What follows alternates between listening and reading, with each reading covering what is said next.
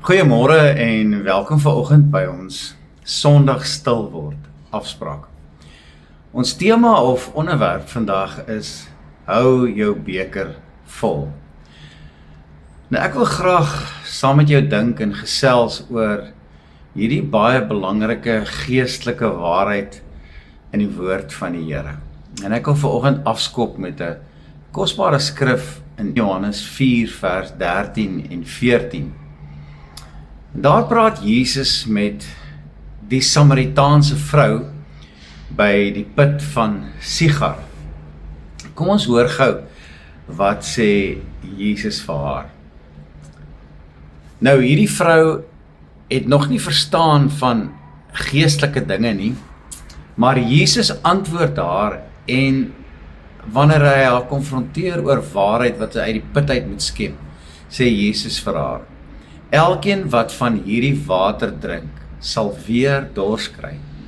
Maar wie van die water gedrink het wat ek hom sal gee, sal in ewigheid nooit weer dors kry nie.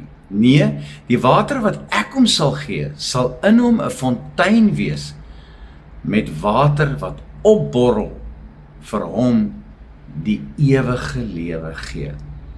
Nou Jesus praat met die Samaritaanse vrou oor iets wat haar beker kan volhou vir ewig, sodat sy nooit weer dors hoef te beleef nie. Nou ons almal raak soms afgemat, soms te neergedruk, soms depressief. In die wêreld waarin ons leef, beleef ons druk en spanning, wat ons laat arriveer by 'n spasie waar ons 'n diep dors ontwikkel. 'n Dors wat ons soms kan uitmergel tot op die been. Hoe meer ons probeer om dit met raad van die wêreld of met medikasie of sielkundige strategieë te probeer aanspreek, hoe meer intens raak ons dors. Nou Jesus stel ons voor vandag aan water wat ons diepste dors kan les. 'n Water en 'n geestelike krag wat ons totale lewe en gemoedstoestand radikaal kan aanraak en verander. En selfs ons gesondheid op deurlopende manier nie net kan verander nie, maar ook bonatuurlik kan in stand hou.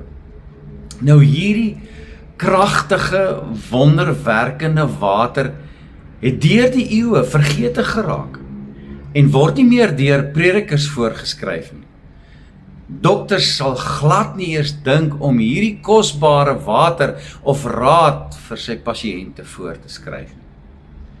Jy sien, God se water, wat sy woord is, wat in die nuwigheid van die Gees binne in ons lewend gemaak word, is 'n kragtige, lewendgewende krag, wat nie net lewe en vrede voortbring, maar ook die vermoë het om jou radikaal te genees, nie net van fisiese kwale nie, maar ook van siels- en psigiese siektes en kwale.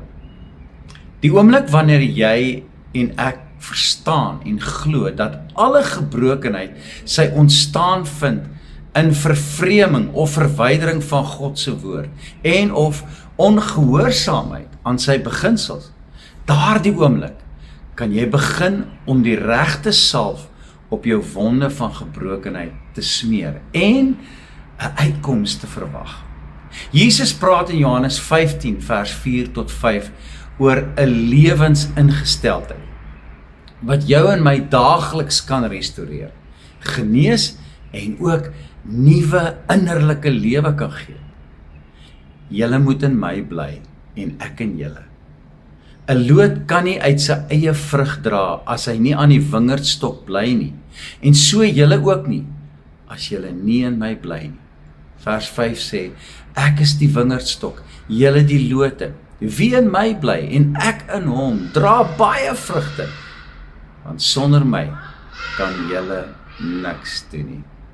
Jy sien, wanneer ek en jy ingeprop is by die lewendgewende, genesende krag en lewensaard van God, maak dit 'n enorme impak op jou en my totale lewe.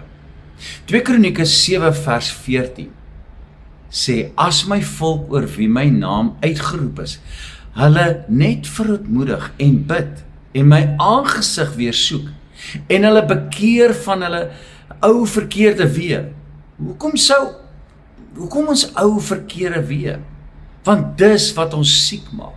Dis wat ons dreineer van God se krag en lewe. Hoor gou, vers 14. As my volk oor wie my naam uitgeroep is, hulle verootmoedig en bid en my aangesig soek, en al bekeer van hulle ou verkeerde weë, dan sal ek, God, uit die hemel hoor, en hulle sonde vergewe, hoor, en hulle land genees. Is dit nie so bevrydend om dit te weet nie? 1 Petrus 2 sê in die Afrikaans 53 vertaling, lê dan alle boosheid en alle bedrog en geveinsdheid en afguns en alle kwaadpratery. Hy praat van sonde. Dis presies wat die vorige teks vir jou en vir my gesê het in 2 Kronieke 7.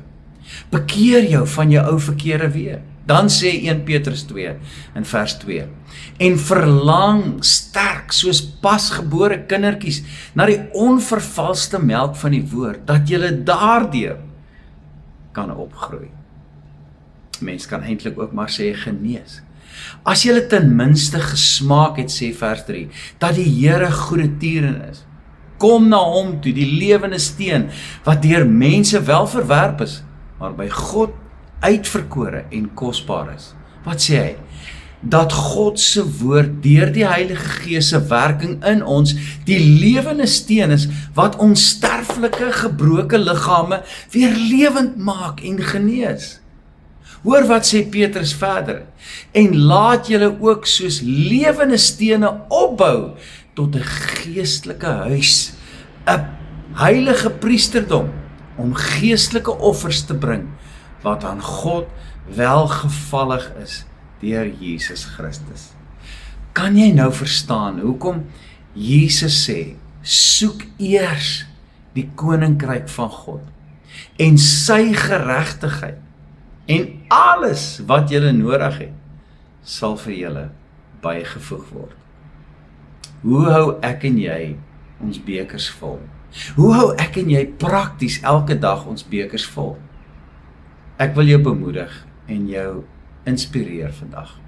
Psalm 1 sê, dat 'n geseënde mens vind sy vreugde in die woord van die Here. Dit is sy vreugde, dit is sy ontdekking, dit is sy roeping en sy grootste prioriteit in sy lewe. Hy sal wees, sê Psalm 1, soos 'n boom wat geplant is by waterstrome, wat vrugte dra op sy tyd, waarvan die blare nooit verwelk nie. En in alles, hoor gou mooi, en in alles wat hy doen, is hy voorspoedig. Skep spasies van ontmoeting en intimiteit. Ons almal is besig, maar geen verhouding bestaan sonder tyd en opoffering nie. Soek die Here in jou binnekamer. Vul jouself met sy lewende woorde. Vra die Heilige Gees om dit vir jou oop te breek. Praat met die Here elke dag, van oomblik tot oomblik. En laat sy woord toe om jou radikaal te genees. Om jou te begeester. Om jou te bemoedig. En jou met sy wonderbare geeskrag te vul, sodat jou totale wese nuut en verander kan word. Mag hierdie kosbare woord jou vandag inspireer.